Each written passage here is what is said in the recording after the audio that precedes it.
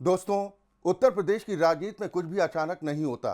यहाँ हर बयान, हर मुलाकात, हर आंसू और हर सहानुभूति के पीछे एक लंबी स्क्रिप्ट पहले से लिखी होती है और इसी स्क्रिप्ट का ताज़ा अध्याय था अचानक अखिलेश यादव का खुशी दुबे का शुभचिंतक बन जाना।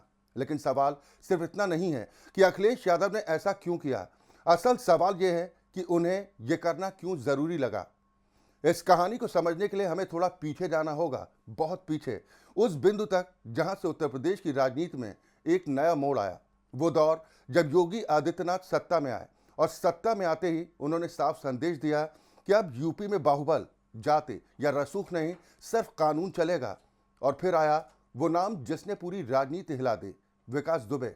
कानपुर का वही विकास दुबे जिसके नाम से कभी थाने की पुलिस कांपती थी, जिसके आगे प्रशासन झुकता था और जो खुलकर ब्राह्मण होने की राजनीति भी करता था। फिर एक रात पुलिस पर हमला, 8 पुलिस वालों की शहादत और उसके बाद यूपी पुलिस का वो ऑपरेशन जिसने इतिहास बना दिया। विकास दुबे नहीं रहा, उसकी गाड़ी पलटी और उसके साथ पलट गई यूपी की राजनीति की दिशा। मकान जमींदोज हुए, दुकान जमींदोज हुई, परिवार पर कार्रवाई हुई और पहली बार ऐसा लगा कि राज्य ने अपराध को उसकी जाति से अलग करके देखा। लेकिन यहीं से कहानी ने दूसरा मोड़ लिया। विकास दुबे के एनकाउंटर को ब्राह्मण विरोध का चश्मा पहनाया गया। कहा गया, देखिए, क्षत्रिय बाहुबलियों को कुछ नहीं हुआ, ब्राह्मणों को ही टारगेट किया जा रहा है। योगी सरकार ब्राह्मण विरोधी है और यहीं से राजनीति ने भावनाओं के तार छेड़ दिए। जिसके बाद एक एक करके विजय मिश्रा जैसे नाम सामने आए जो विकास दुबे जैसी ही छवि रखते थे और जिन पर कानून का शिकंजा कसा उन ब्राह्मणों का उदाहरण दिया गया। इन कार्रवाइयों ने अपराध के खिलाफ संदेश दिया, लेकिन राजनीति ने इसे जातीय असंतोष में बदलने की कोशिश की। समय बीतता गया, 2024 निकल गया, 2025 निकल रहा था और जैसे जैसे 2026 नजदीक आया, ब्राह्मण बैठकों की खबरें तेज होने लगी। सम्मेलन, गोष्ठियां, नाराजगी और बीजेपी प्रदेश अध्यक्ष का तल्ख बयान जिसने एक तरह से यह बताया कि पार्टी को ब्लैकमेल नहीं किया जा सकता। एक तरह की चेतावनी दे दी गई। जो बयान था सिर्फ बयान नहीं था, यह संकेत था कि बीजेपी अब ब्राह्मणों को स्वाभाविक वोट बैंक मानने के मूड में नहीं है। और यहीं से एंट्री होती है अखिलेश यादव की। अचानक समाजवादी पार्टी को ब्राह्मणों की याद सताने लगी। अचानक रामचरितमानस की प्रतियां देखने लगी।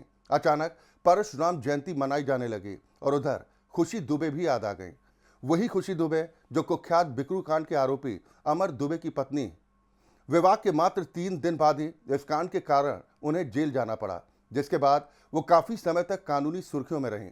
सुप्रीम कोर्ट से जमानत मिलने के बाद वो जेल से बाहर आ चुकी हैं। वर्तमान में वो अपने परिवार के साथ उत्तर प्रदेश में, संभवतः कानपुर में रह रही हैं और जमानत की शर्तों के अनुसार नियमित रूप से स्थानीय थाने में हाजिरी भी देती हैं, जिसे न्याय का प्रतीक बनाकर पेश किया जा रहा है।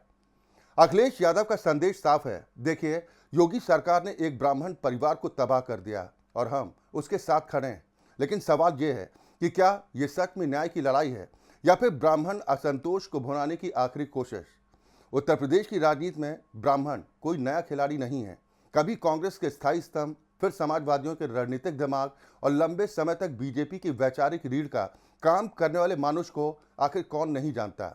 लेकिन आज स्थिति बदल चुकी है। ब्राह्मण न शीर्ष पर है न सत्ता में, पर सत्ता की राजनीति में बेहद जरूरी है।